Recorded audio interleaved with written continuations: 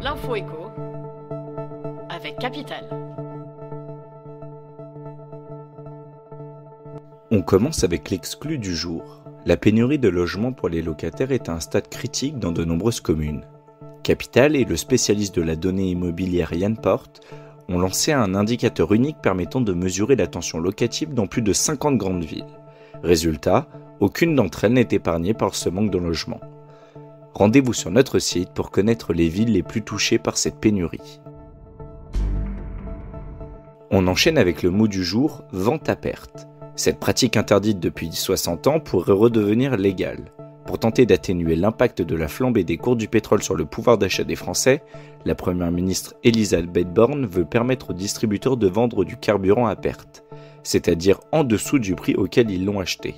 Un procédé qui pourrait avoir des conséquences fâcheuses. On poursuit avec le chiffre du jour. En 2019, 9,2 millions de personnes, c'est-à-dire presque 15% de la population française, étaient considérées comme pauvres. Selon l'INSEE, 14% de la population française est en situation de privation matérielle et sociale. Ces indicateurs révèlent la situation tendue que connaissent nombre de foyers dans l'Hexagone. Des ménages qui attendent beaucoup du pacte des solidarités, le plan du gouvernement dévoilé ce lundi 18 septembre pour lutter contre la pauvreté. Et pour terminer, l'info pratique du jour. Les prix de l'immobilier sont en baisse en Île-de-France. Une opportunité pour les acheteurs en quête d'un investissement locatif. Vous disposez de 100 000 euros ?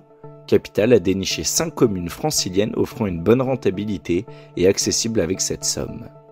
C'était l'info écho avec Capital.